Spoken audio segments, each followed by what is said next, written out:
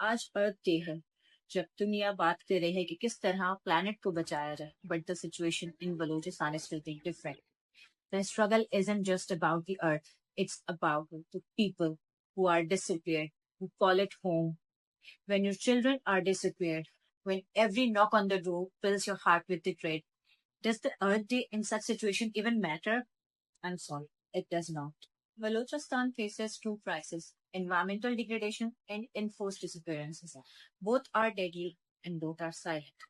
The heat waves, droughts, and floods are taking the lives, but so are the midnight knocks and the empty promises. वो घर जो अपने प्यारों के लौटने का इंतजार कर रहे हैं, वो माएं जो दिन रात रो रही हैं इंसाफ के लिए, इस सारे सिचुएशन में अर्थ feels distant.